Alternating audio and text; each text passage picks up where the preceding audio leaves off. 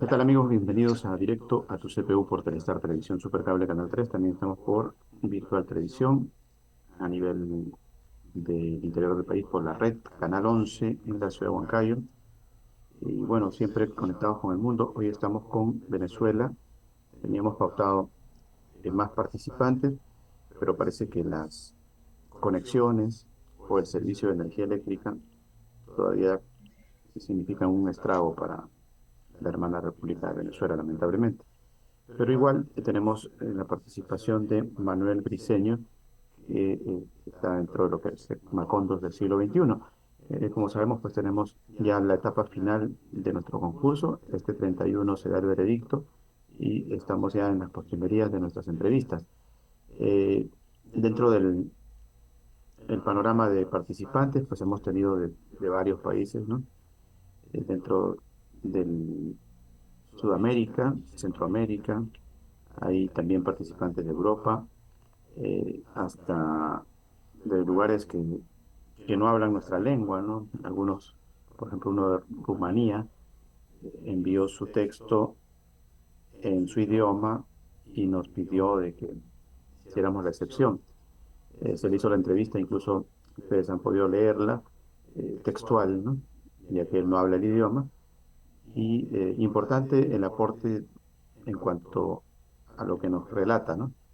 Porque nos trata, por ejemplo, el tema migratorio hacia lo que significa España, de Rumanía a España, las salidas que ellos tienen también hacia París y todo aquello que implica una migración que para esta parte del mundo pues es desconocida, pero por todas partes está el problema migratorio como algo ya normal, ¿no?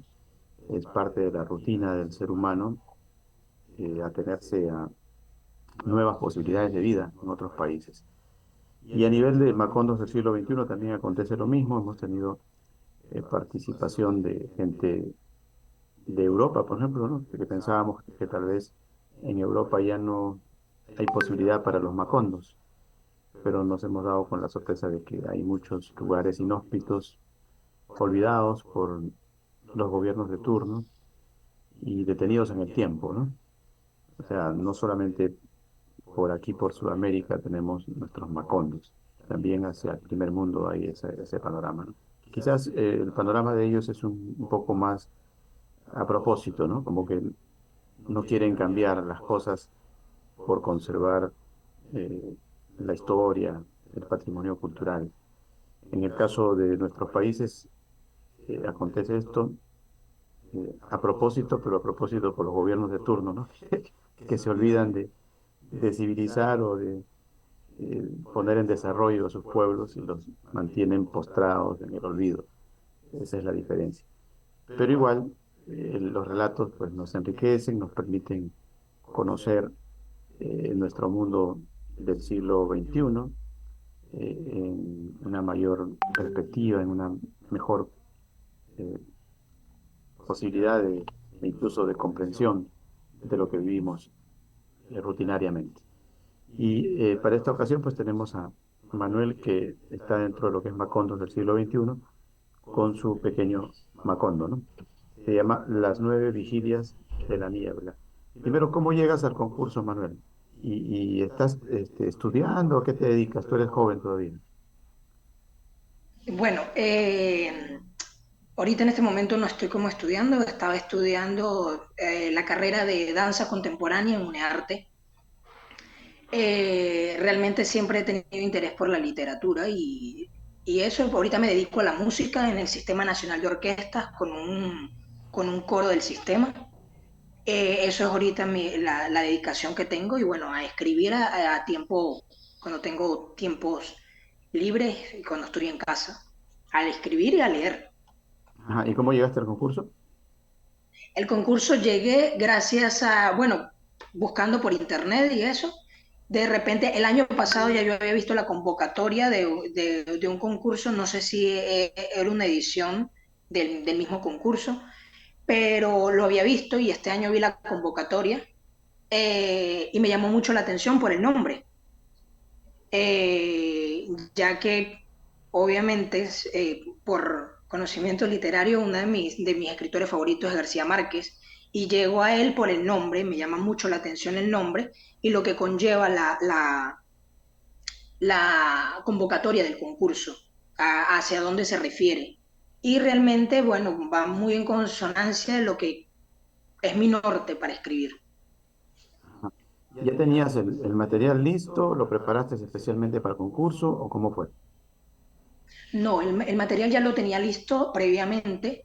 Sí, realicé una labor de edición para perfeccionar ciertas cosas, porque pienso que los relatos y lo que uno escribe siempre está sometido a revisión. Y eso hice con el texto. El texto lo escribí como señala el texto en 2020. Sin embargo, la idea surgió a finales de 2017, entre 2017 y 2019, pero lo concreté en 2020, lo escribí en agosto del 2020. Ujú. Ahora, antes de entrar de lleno al texto, coméntanos un poco sobre, por ejemplo, ¿se puede vivir con lo que haces? ¿Practicar un poco de danza te permite vivir ahí en Venezuela? No, realmente aquí ese lema de los artistas no viven del arte.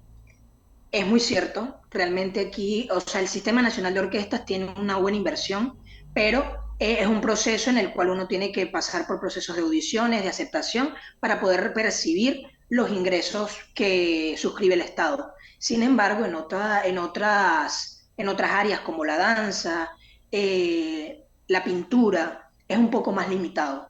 Son como Claro, lo que pasa es que la música, hubo un proyecto nacido a finales del siglo pasado, finales de la década de los 90, en el que se abrió un proceso para ello y entonces, bueno, está como más consolidado. Pero la danza y las demás áreas están un poquito olvidadas, por así decirlo. Eso quiere decir que adicionalmente a eso debes de tener otro tipo de actividad, o sea, para que puedas sobrevivir. Ujú.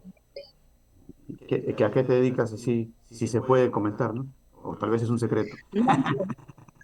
Ahorita realmente estoy de lleno porque como le comenté, la cuestión de que quiero aplicar para poder ingresar al Sistema Nacional de Orquestas dentro de las nóminas y para ello, bueno, tengo que tener una dedicación en cuanto a estudio y toda la cuestión, entonces realmente me he dedicado al estudio ahorita musical para realmente dedicarme a ello, que me deja suficiente tiempo para poder escribir porque en otras áreas de trabajo, por ejemplo, trabajo comercial en tiendas o algo así, que es el trabajo que más se consigue para jóvenes acá, es complicado porque el tiempo es de más de 9 horas.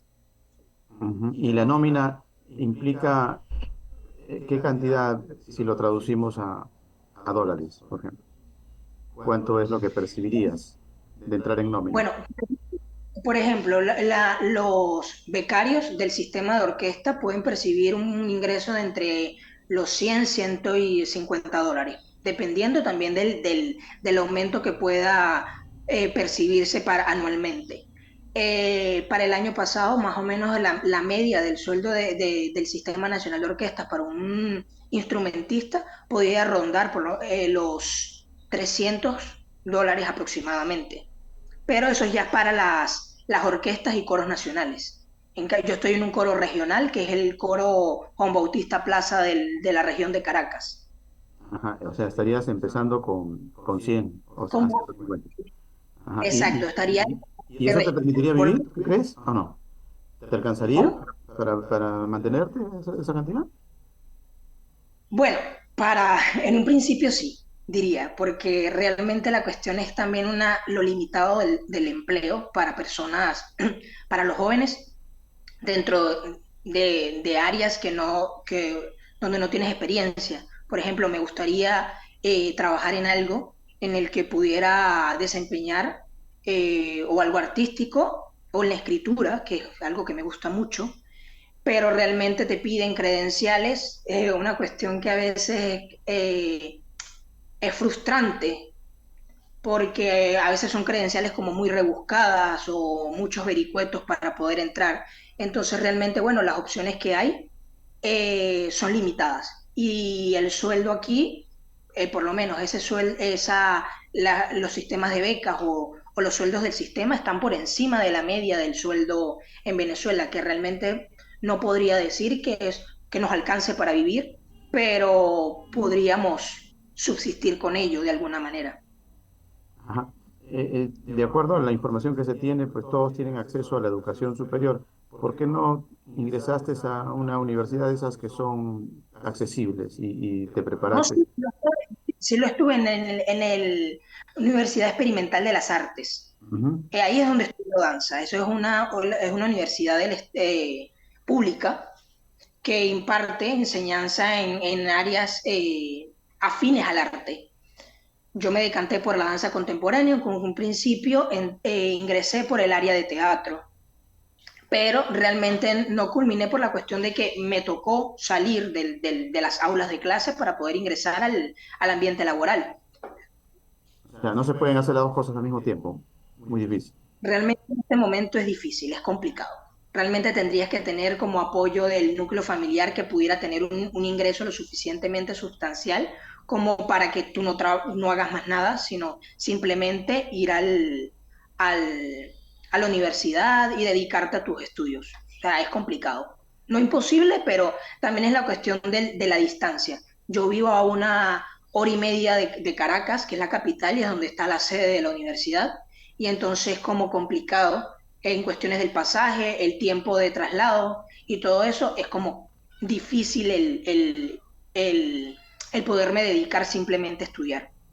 Ajá. Ahora, coméntanos, ¿Juan León y Erlinda existieron realmente? ¿O son Bueno, nombres inventados? sí y no. Realmente Juan León responde a una inspiración de un poema de Ramón Palomares. Ujú.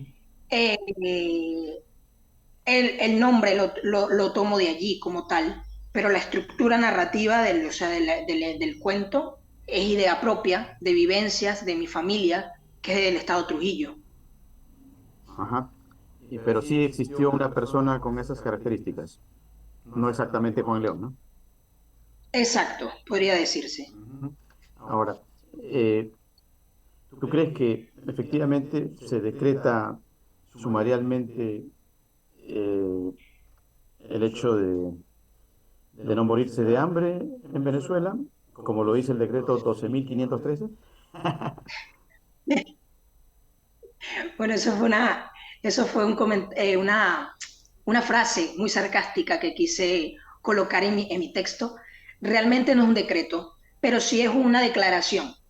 Las declaraciones que se hacen públicamente, sobre todo en el transcurso del año 2017 al periodo del 2020, suscitaron ciertos comentarios por parte de organismos del Estado donde negaban la completa eh, carencia en la que vivían muchas zonas del país, la ineficiencia de los sectores de alimentación, la desnutrición de muchos niños, la muerte de personas por falta de alimentos, de medicamentos. Entonces esto es como un reflejo de eso. Si bien no hubo un decreto realmente en Gaceta Oficial que pudiera decir que responde al decreto sumarial 12.300, 113, él no existió realmente. Sí hubo declaraciones por parte de organismos del Estado, televisadas, en el que se dijo de que era mentira, que realmente aquí la gente vivía bien, que no había escasez y que había una gran maquinaria de productividad que mantenía abastecido las áreas de necesidad primaria. Ujú. En consecuencia, ¿resulta antipatriótico morirse de hambre? Realmente esa fue la gran problemática que motivó la escritura del cuento. El escuchar a muchas personas adeptas a las ideologías de los sectores oficiales del poder y también el discurso que es el que entra para los noticieros que se difunden en los medios oficiales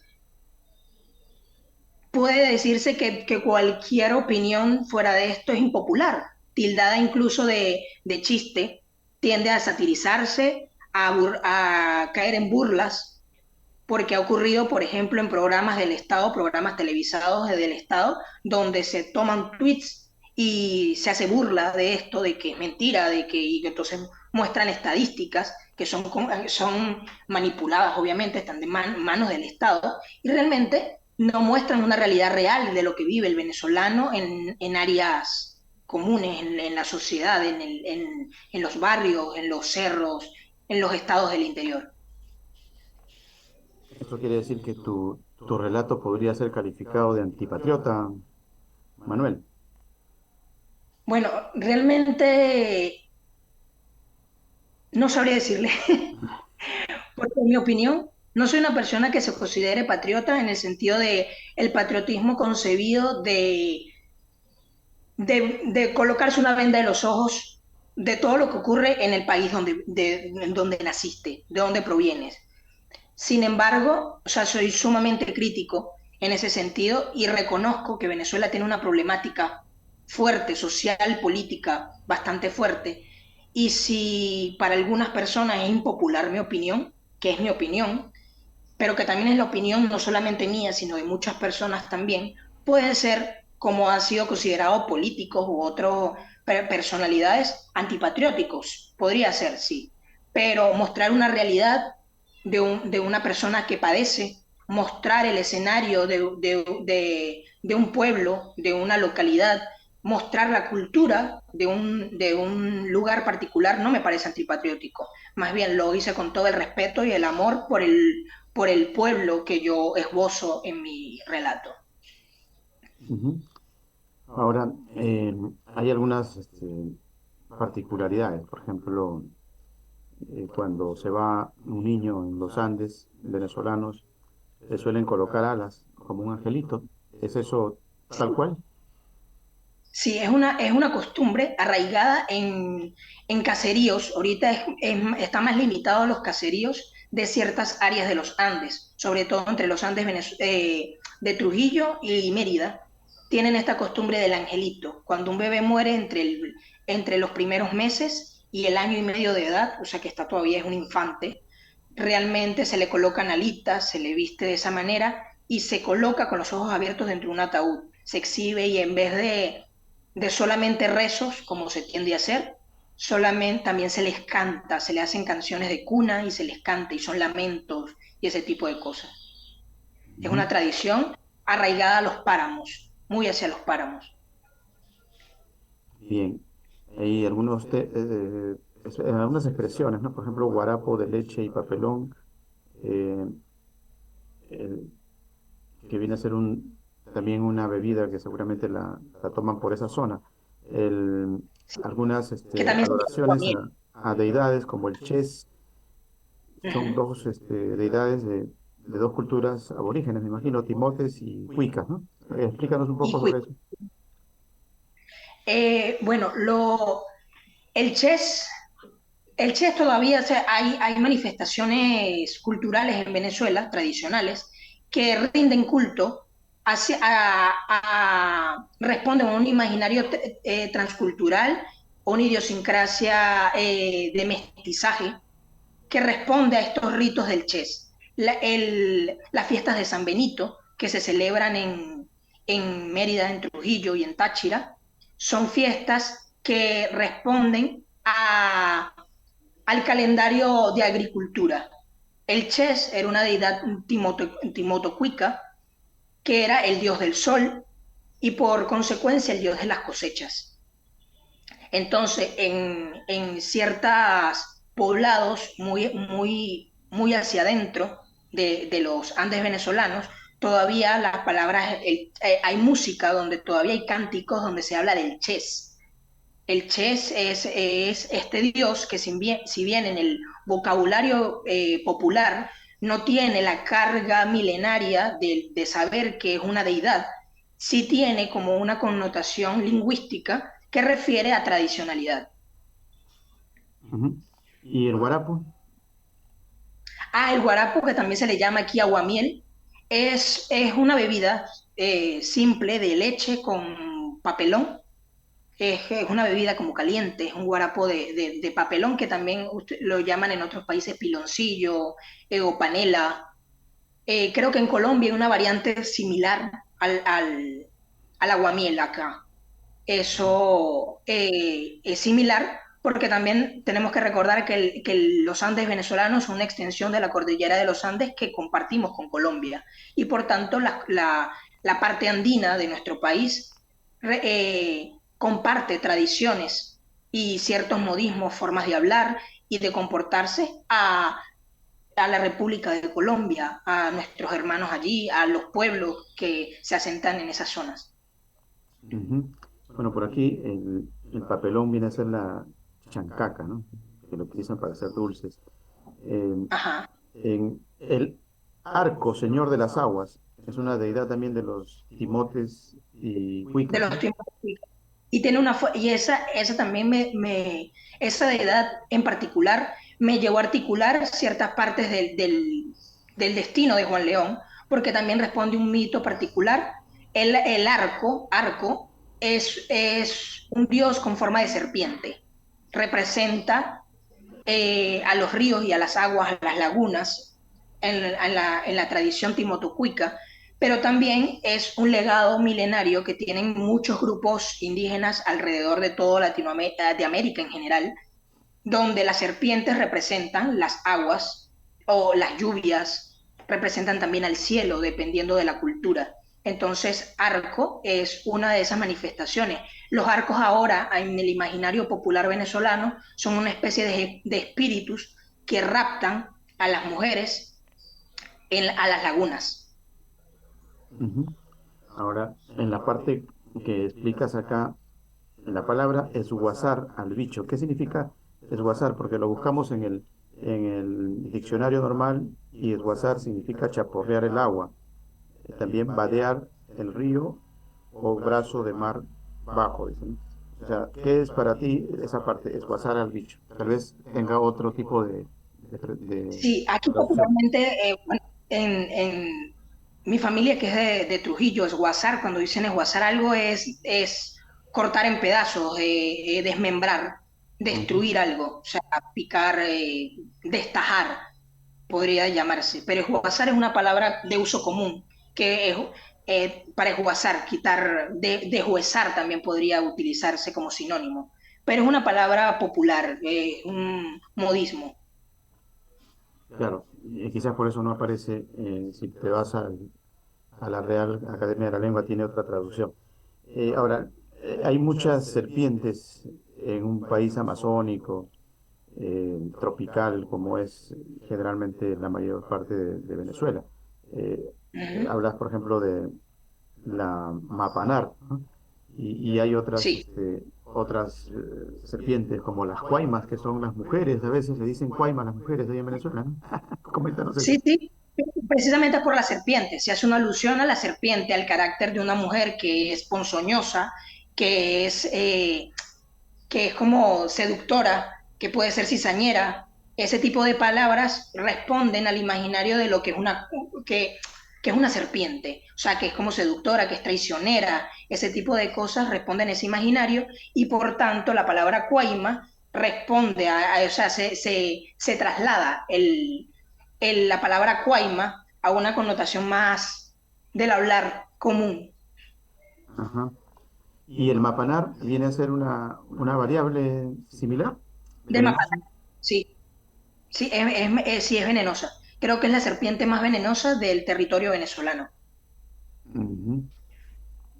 Ahora, dentro de las descripciones que das, pues es- siempre vamos a encontrar situaciones tristes. Por ejemplo, dices techos de zinc y ventanas de lástima. ¿Cómo son las ventanas de lástima?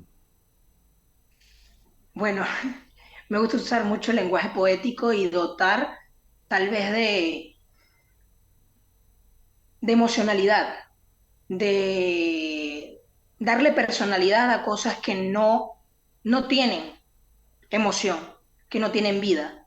Pero las casas, por ejemplo, están dotadas de vida por quienes habitan en ellas. Tal vez la casa en la que hablo en mi cuento es una representación de el sentir de quienes las habitan, Erlinda, en ese momento, y también es una transliteración de cómo nuestras emociones quedan atrapadas dentro de una casa. Entonces sí, las ventanitas de lástima también responden a una situación de carencia, de pobreza, de que están derruidas, que están opacas, que están desvencijadas. También hay que entender que la arquitectura de los poblados aquí en Venezuela es muy diferente a la arquitectura urbana. Entonces las casitas, todavía hay casas en el interior de los Andes venezolanos que están hechas de adobe, y los techos son de zinc, pero originalmente eran de paja. Entonces son casas de construcción que responden a una tradición también indígena, de una construcción colonial indígena, eh, y que no han avanzado más allá de una renovación simple. Entonces mantienen ciertas estructuras comunes, se siguen construyendo casas con ese estilo de adobe, y entonces a eso es lo que me refiero en el relato. Son casitas que pudieran decir que dan lástima, pero que para mí son muy pintorescas, son muy de pueblo, son muy bonitas. Ujú. Y por ahí va también la expresión, todo estaba inundado de su color de pena, ¿no? ¿Cuál es el color Sí. de la pena, Manuel? Bueno, creo que eso tiene un color diferente para cada persona, pero en varios de mis textos aludo a esa frase, el color de la pena, el color de la nostalgia, el color de la tristeza. Utilizo esa frase como una forma de hablar de un proceso histórico que me ha tocado vivir y que le ha tocado vivir a mi país, y que realmente ha sumido a mucha población, sobre todo a la población joven, en una cierta melancolía. Y ese color es como las fotos estas sepias. Siento Ujú. que, que es el color que tiene el periodo histórico que me toca vivir. Es un poco sepia, porque es un poco borroso para mí, es un poco amarillento en el sentido de que los colores no son tan brillantes como antes. Ese color, los colores para mí son un poco opacos, son un poco amarillentos, tristes, podría decirlo, porque responden para mí a una situación particular. Ujú. Sin embargo, cargas un color bastante fuerte en este momento, ¿no? O sea que eres el contraste de todo ello. Sí, es que es muy particular de la sociedad venezolana. Realmente tenemos una forma de percibir la vida, de percibir las circunstancias que nos tocan vivir de una forma en la que no nos podemos tomar con humor, donde parecemos muy coloridos, pero creo que el color de la tristeza, de la nostalgia, está dentro de nosotros, más que una visión general del mundo, de cómo nos presentamos ante el mundo. Nosotros ante el mundo nos presentamos como personas alegres, a veces un poco escandalosas. Entonces, creo que la personalidad de nosotros es muy caribeña. Entonces, realmente, en el exterior, en general, los venezolanos, las personas del Caribe, tendemos a ser muy coloridas, pero es los colores de dentro los que realmente son un poco opacos y deslucidos. Ujú. Bueno, como las películas hindús, ¿no? Donde vemos al Joker, por ejemplo, eh, que transmite mucha alegría, mucho colorido, pero cuando llega a su casa, pues todo es tristeza, ¿no? Todo lo que le rodea. Sí, Eh, Ahora, en ese mismo plano, tenemos alumnos incluso que nos comentaban que inicialmente, pues cuando comenzó todo este desbarajuste económico, se iban al monte y no estaban en Caracas y decían que por allá se resolvían. Yo me resuelvo por ahí, teacher, me pongo a cazar mis animalitos de monte y carne no me falta. Pero pasó el tiempo y nuevamente los volvimos a ver y decían, ¿qué va, teacher? Ya ni yéndome para allá, para el monte, todo el mundo se enteró y se acabaron los animalitos de monte. Ahora hasta el perro y hasta el gato nos hemos comido. ¿Es cierto eso, Manuel?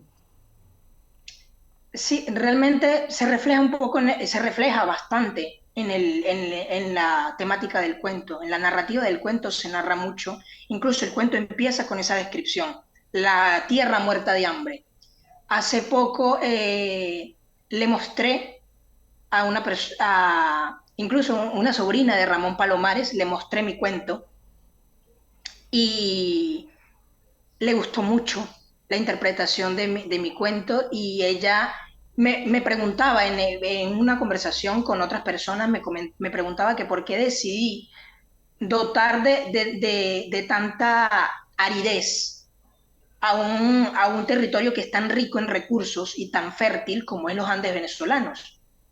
La cuestión es que para mí, eso que usted dice, de cómo nosotros percibimos que la tierra tiene su propio humor, más allá de una crítica ecológica, a la situación climática también del país, también responde a una situación en cómo la situación económica y social del país ha llevado a que se exploten ciertos lugares y que no haya abasto o que sencillamente están abandonados. Por ejemplo, en las vías hacia los Andes, hacia Trujillo, hay unas zonas que antiguamente, y hablo antiguamente, hace 15 años, eran sembradíos de azúcar de una empresa venezolana que se llamaba La Pastora, era una azucarera, y tenía unos sembradíos enormes que se podían extender a lo largo de hasta 5 o 7 kilómetros de caña de azúcar. Era impresionante, era muy bello de ver, pero hoy en día eso está casi por completo abandonado. O sea, digo hoy en día, desde la última vez que yo transité ese lugar y realmente es muy triste ver cómo un centro agrícola parece muerto, está muriendo de hambre. Entonces la tierra también padece lo que de cierta manera padecemos nosotros. Y realmente sí siento que ocurre eso. Cuando te trasladas, era impresionante en 2017 escuchar declaraciones donde se decía de que la gente sembraba y no moría de hambre, pero por ejemplo mi familia que no vivía en el páramo arriba, sino abajo en los poblados de Trujillo más cercanos a la capital, no tenían que comer y la gente arriba en el páramo no podía sembrar porque no tenía como a veces como conseguir semillas o ese tipo de cosas o los insumos para sembrar o cuando sembraban no podían venderlos porque no había gasolina para vender los productos al por mayor en otras áreas del país. Entonces habían cosechas que se perdían o las vendían a pie de páramo a un precio ridículamente ínfimo de lo que realmente vale y se perdían cosechas. Entonces realmente hasta los agricultores pasaron y sufrieron este impacto y la gente común también lo sufrió. O sea, y trasladarse de un sitio a otro buscando una mejoría y después darse cuenta que también esa mejoría fue efímera, es una realidad también. Ujú. Eh, Se podría pensar de que uno puede llegar al extremo de, de comerse a a las mascotas, ¿no? Pero ya, Bueno, realmente no conozco a la primera persona que lo haya hecho, pero mire, eh, tantas cosas pueden pasar que realmente, imagínate, uno que cuando tú escribes estás, creo que tienes activado el sentido de la maravilla. Tiendes a conseguir cosas que son maravillosas que realmente otra gente creía que no existen. Y terminas descubriendo que la naturaleza humana, que la historia de los países, de las culturas, de los lugares como tal, realmente no sabes qué esperar. Puede pasar cualquier cosa y puede ser inverosímil para cualquier persona, pero responde a, a momentos históricos, a costumbres tal vez también. Entonces realmente no me sorprendería si ocurren ese tipo de cosas. Aquí la gente come chigüire, que es lo que se conoce como capibara, que el capibara comen babas, que es un tipo de caimán, comen serpientes, Entonces, realmente no podría descartar que ocurran cosas como esas, aunque no creo que sea muy popular y bien visto comer mascotas. Bueno, tú sabes que hace un tiempo se hizo famosa una película, Los sobrevivientes en los Andes, ¿no? Un avión que se cayó, creo que entre la frontera entre Argentina y Chile, y, Sí, y los sobrevivientes que lograron salvarse tuvieron que comerse literalmente a sus amigos que habían fallecido, ¿no? En la tragedia. Y con sí, esa sí, muy alimentación sí, fue eso. lograron aguantar prácticamente la tragedia, ¿no? Ahora, Sí, literalmente, lo que tú nos planteas es los sobrevivientes, no en los Andes, sino allá en el Caribe, ¿sí?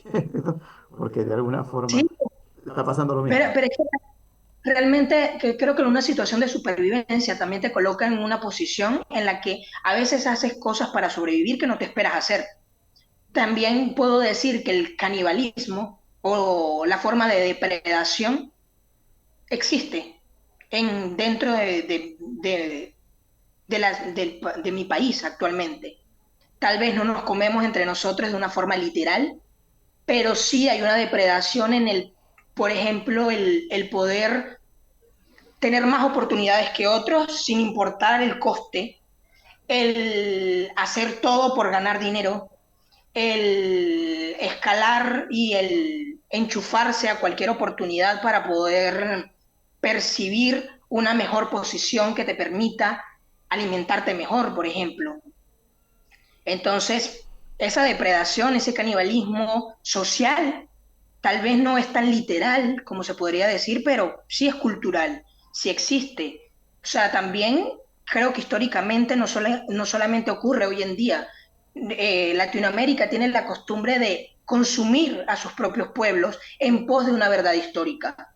Es decir, se contrapone una imposición cultural acerca de una visión histórica de alguien que dice esto es así, y entonces se pierde un legado porque prácticamente nos alimentamos de sus restos, dejamos unos pocos despojos que después enarbolamos como patrimonio de la humanidad, y realmente los referentes originarios se pierden, han sido canibalizados, han sido víctimas de epistemicidio en nuestras regiones latinoamericanas. Ajá. Ya llegando a la parte actual, ¿tú dirías que lo que relatas se ha comenzado a superar, como dicen algunos?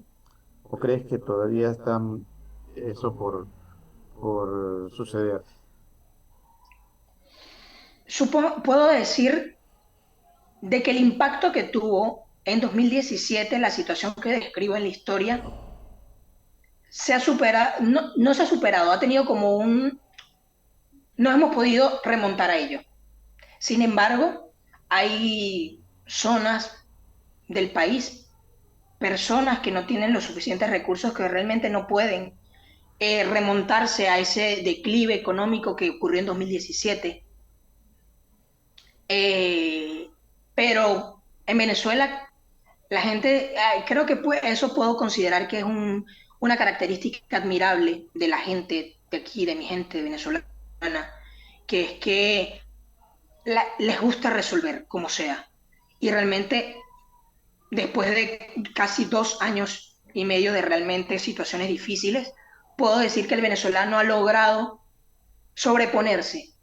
No digo que es una situación superada, porque no está. No, ese mito de Venezuela se arregló, no es un mito, es eso, es un Todavía mito. hay hambre, todavía hay hambre. Realmente sí, y no solamente hambre, hambre de comida, de alimento. Estamos hablando de que estamos famélicos de cultura, estamos famélicos de educación.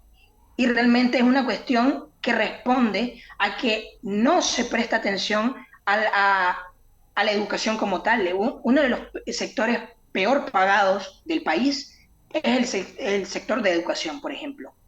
Entonces podríamos decir también que si extrapolamos mi cuento a que fuera un profesor que se está muriendo de hambre, sería una realidad completamente latente hoy en día. Mi mamá es profesora, entonces puedo hablar de ello con propiedad. Realmente puedo decir de que todavía hay gente que sufre el hambre. sea, un sueldo que no supera los $4 anuales es realmente fuerte. Ujú. Y, y nosotros nos sobreponemos de cierta manera a eso, pero no es una situación ideal. En eso está en contraste en lo que admiro del venezolano. También hay algo que no admiro, que es el tema de que tendemos a acostumbrarnos.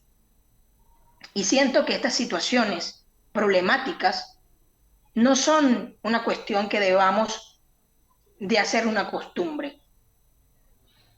Pues algo que me parece admirable, por ejemplo, de situaciones en otros lugares, es la facilidad con cómo la gente, ya sea por la respuesta a un momento en el que la educación tal vez, o la cultura, el pensamiento político o el nivel educativo es diferente, tienen mejoras. Por ejemplo, es muy paradójico como veo que en Chile, Argentina, Perú, han cambiado, incluso tienden a cuando, bueno, mira, esto no me funciona, la sociedad decide cambiar, hacer un ajuste a eso. En cambio, en Venezuela tenemos más de 20 años estancados y realmente hemos tenido incluso una degradación del pensamiento, de la moralidad, incluso de la acción, del sentimiento de acción, de hacer, de poder, sí, progresamos, pero en pos de la necesidad, no del progreso, sino de la necesidad. Ajá. Bueno, quizás todo lo que nos anotas es parte de que estamos llegando ya a rebasar el vaso de agua y quizás se abran nuevos horizontes muy próximamente. Al menos eso es lo que se percibe de afuera y creo que desde adentro tiene que acontecer aquello si es que en Sí, algún momento se logra también tenemos consecución. esa esperanza, tenemos esa visión de que podamos percibir eso. También el tema de la diáspora para mí, del tema de la migración, es un tema para mí que es bastante personal, que también toco en otros escritos, Ujú. y que si bien no lo toco en el cuento que compartí, que nos compete, realmente es parte de esto. Siento que Venezuela, que eso sí está plasmado y es algo que es recurrente en mi literatura, el pueblo que yo describo tiene una particularidad, y es que somos un país de retazos, un país que está acostumbrado a errar, a cambiar, a caminar por el mundo. Y ahora estamos repartidos. Entonces, Venezuela, ¿qué es Venezuela ahora?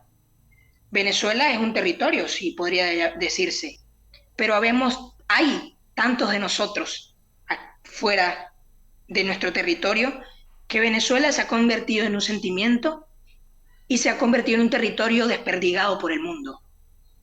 Siento que cada país del mundo pudiera decir que tiene en su corazón y dentro de su cultura a Venezuela también, porque nos hemos convertido por necesidad, hasta por voluntad propia.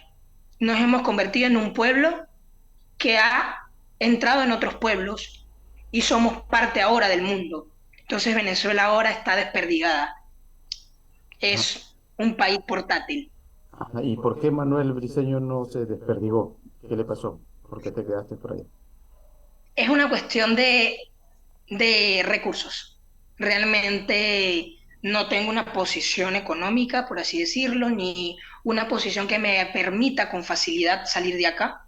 Está en mis planes, sobre todo por intereses académicos. Quiero estudiar la carrera de letras, quiero hacerla real, algo que pueda vivirlo. Más allá de escribir, y aprender de forma autodidacta o con cursos o ese tipo de cosas, me gustaría hacerlo, una carrera universitaria, y es mi norte, pero realmente han sido los recursos. Realmente los recursos son complejos, para poder migrar no es algo que se diga que es fácil, no tengo una plataforma como otras personas han tenido la suerte de familiares o alguien que pueda decir, bueno, chévere, mira, vente. ese tipo de cosas no las tengo tan próximas como otros. Entonces realmente no lo he buscado no por falta de ganas, sino por falta de posibilidades. Y Ujú, también puedo decir de que desde pequeño, antes de que esta situación existiese, Manuel Briceño yo me puedo considerar una persona que siempre ha sido parte de esta tierra, cuyas raíces están en esta tierra, pero parte de una diáspora. Y creo que ese es un sentimiento venezolano. Realmente puedo responder que es una cosa que a mí, como siempre he tenido la idea de emigrar para conseguir otros horizontes, pero si analizamos la identidad venezolana, somos eso.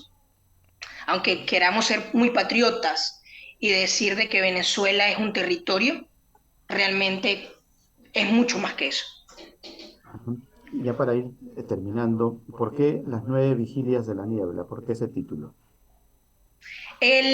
Las 9 vigilias o sea, la vigilia es un velorio. Los velorios son 9 noches de,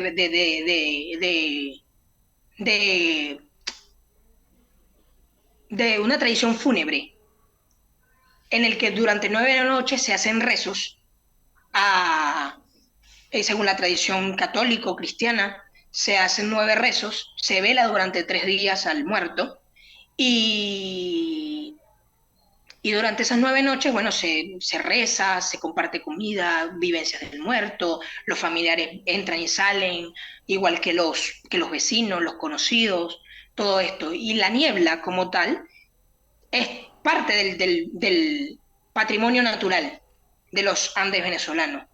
También responde a una necesidad narrativa del cuento. Durante las 9 noches que velan a Juan León, hay niebla, una niebla tan espesa que la gente tenía que salir de su casa con un pabilo. Ujú, Entonces, eso realmente, por eso es el nombre, las 9 vigilias de la muerte, por estas 9 noches de los velorios que tuvieron tanto el bebé de Clarita Peña, perdón, tuvo que haber tenido, y el de Juan León, y que posteriormente tiene Erlinda. ujú. Y hay gente todavía en Venezuela que aduce que no murió de hambre, sino simplemente de cualquier otra cosa, pero no de hambre. Sí, realmente eso es como, hay mucho negacionismo en cuestión de eso, de esa temática. Realmente los niños desnutridos, bebés que murieron de inanición o de malnutrición, estadísticamente no son públicamente algo que se hable, que se converse. En lo popular sí se comenta. Hay gente que dice sí, pero hay mucha gente que lo niega o gente que no lo cree, porque creo que tenemos un optimismo tan grande que tendemos a querer creer que ese tipo de cosas tan oscuras no nos pasan. Ujú. Y se llegó a, por ejemplo, a hacer eh, teteros, acá, por acá se dice biberones, para los niños, no de leche, sino de mango, ¿no? En algunos momentos. Sí, Ujú. de todo. Aquí realmente, Lo cual ya te lo digo, implica desnutrición, ¿no? En automático. ¿cómo? Eso te implica desnutrición en automático, ¿no? Bueno, el valor nutricional que debe percibir un niño de un infante tiene unas características. No, en este momento no, propiamente no pudiera hablar de ello, porque no tengo como el material documental para eso, pero sí, o sea, hay una cuestión de que hay un valor nutricional para cada plato, para la alimentación de un niño, de un infante y de un adulto, que debe tener una cantidad de proteínas, de vitaminas, de minerales, y ciertamente no creo que un tetero de mango, que un tetero de tantas cosas, porque realmente la gente se le ingeniaba con cualquier cosa para poder alimentar a sus niños, para poder alimentarse. Aquí conozco y sé de gente que hacía tajadas de mango fritas para almorzar con arroz Ujú. en la época de gran escasez. Y eso no es mentira. Lo digo, lo hablo con una propiedad de una persona que también pasó hambre, que en su hogar pasamos necesidades, donde también tuvimos en un momento que inventarnos cualquier tipo de comida con vegetales o con recursos limitados. Ujú. Tampoco es mentira aquellas fotos, aquellos videos donde se ve gente detrás del carro de la basura, literalmente, ¿no? En algunas partes de Caracas, incluso. Sí, realmente no es mentira. Realmente incluso en las calles la indigencia en Venezuela durante el periodo de 2017 se acrecentó muchísimo. Incluso gente que no era indigente, que tenía un hogar, estaba en las calles buscando desperdicios para poder suplir necesidades de la alimentación. Algo que para mí era muy triste. Ver a perros pelear con la gente por comida en mal estado, por comida desechada. Mm. Bueno, toda esa situación, espero bueno, que se haya comenzado a superar, aunque como tú dices, todavía la procesión va por dentro, ¿no? Todavía falta mucho por Sí, hacer. Bueno, a manera ya de ir cerrando, ¿cuál sería tu reflexión final, más allá de habernos descrito una realidad con las complicaciones que puedan implicar incluso para una persona que vive allá, ¿no? Y que es el futuro de Venezuela, porque tú eres joven, y sin embargo puede ser calificado de antipatriota, ¿no? Aunque estás rojo rojito hoy, ¿no? Y creo que hay por ahí algo a tu es, favor. como- es es color rosado, aunque irónicamente, mi color favorito es el rojo. No, no soy alguien que pudiera decirse que soy amigo de los sectores oficiales del poder, pero mi color favorito es el rojo y es algo así como muy paradójico. Bueno, Pero yo despídete. creo que es como le dije al principio, para mí el patriotismo es algo que se lleva en tu identidad, no en el valor que le das al gobierno de turno. Ujú. ¿Cuál sería tu reflexión final, por ejemplo, a futuro? ¿Qué esperas? ¿Que haya un desenlace positivo, ¿no? Que entren en razón de pronto los que están conduciendo las riendas del país para que haya una mayor gobernabilidad y que los recursos lleguen a la gente que necesita realmente, ¿no? Y que se acaben los grandes discursos y que aparezcan las grandes obras, las grandes situaciones que Exacto. cambien, ¿no? A Venezuela, ¿no? Sí, realmente este país necesita dejar la inacción a un lado. Una inacción que se traduce en mejorar los grandes pilares de la educación en Venezuela para esa necesidad, esa hambre de conocimiento, esa desnutrición que tenemos de intelectual, ideológica, cambie. No necesitamos de un gobierno para sacar adelante un país, pero nos hemos vuelto una sociedad paternalista que cree que dependemos del Estado para poder subsistir. Los gobiernos pueden cambiar a lo largo de la historia, pero es el pensamiento, la voluntad y la mentalidad de un pueblo la que puede cambiar el rumbo histórico de un lugar particular. Y para un futuro, no solamente debemos cambiar de políticas, debemos cambiar de pensamiento, debemos nutrirnos más eh, eh, educativamente, ideológicamente, intelectualmente, pero también el Estado como ente garante de estas cosas deben procurar los recursos necesarios para ello. Y también para el rescate de estos macondos, de estos pueblos abandonados, porque mi pueblo, como se podrá dar cuenta, no responde a un pueblo que existe en realidad. Es una construcción de muchos pueblos de los Andes venezolanos y podría llamarse de los estados venezolanos de los Andes, que de cierta manera están en cierto olvido. Su productividad está en el olvido, su cultura está en el olvido. Incluso mucha gente no maneja que fue hasta 1936 que los últimos cuicas, indígenas cuicas, fallecieron en una localidad llamada Cuica, en el estado de Trujillo. Todo este rescate, este imaginario que está impreso en el relato que yo tengo, que yo comparto, es un imaginario de difícil acceso, que solamente ciertos cultores, ciertos divulgadores históricos como María Clara de Briceño se han permitido poder esbozar en ciertas obras de valor histórico dentro de nuestro país, pero sin embargo no tienen una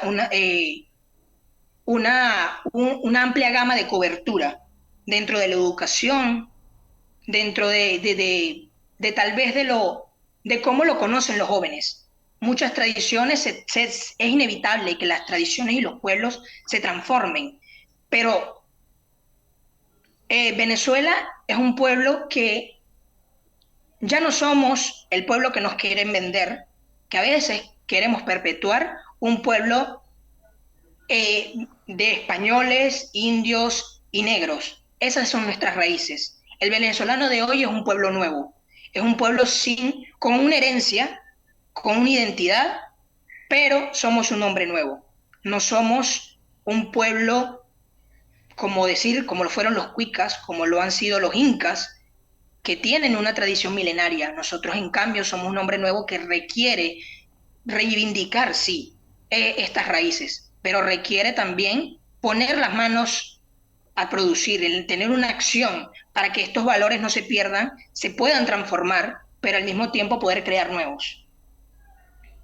Bien, bien, Manuel. Bueno, te agradecemos por tu participación y por habernos descrito, más allá del relato de Tumacondo, una realidad.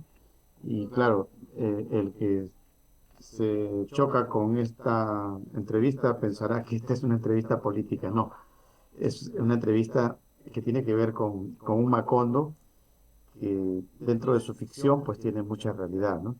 Y esa realidad eh, eh, está ubicada en el Caribe, ¿no?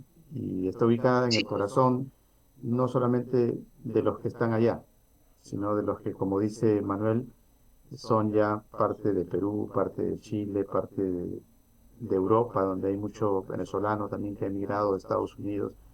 O sea, por ahí late un poco la temática de Manuel Diseño. Y no es un latido simple, es un latido complicado, ¿no?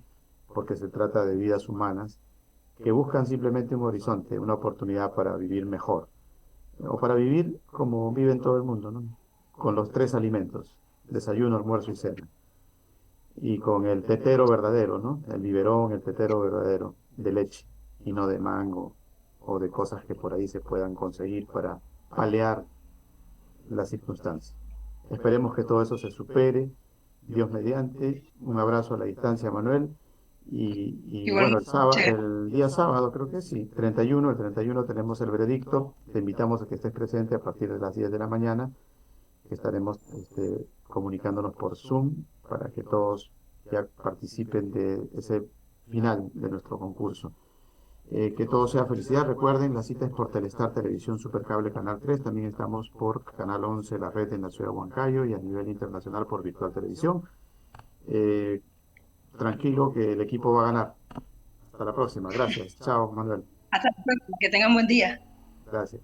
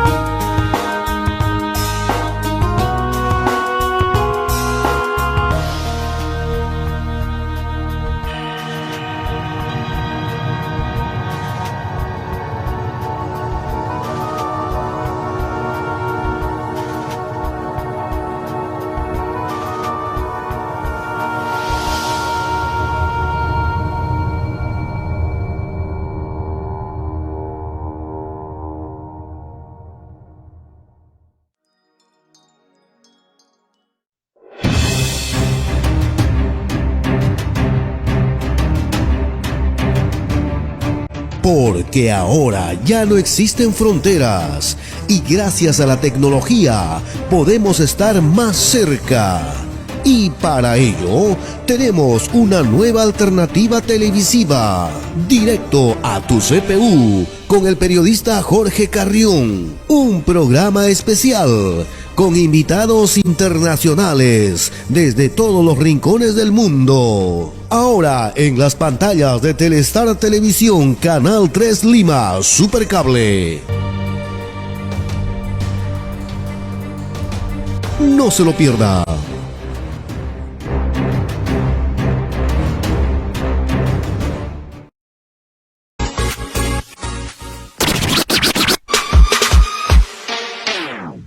Talking shit about me, bitch, you think I really care? I've been grinding hard for all this shit, now you wanna compare? Music, TV go, never quit, fuck your bitch. Everyone in the next fucking money, this music is. No, I better run, little fucker. Get on my way, motherfucker. I'm coming for the #1 spot, cause I can make this shit look like a gunshot. Gunshot, gunshot, gunshot, gunshot, gunshot, gunshot, gunshot. If I can make this shit blow up like a gunshot.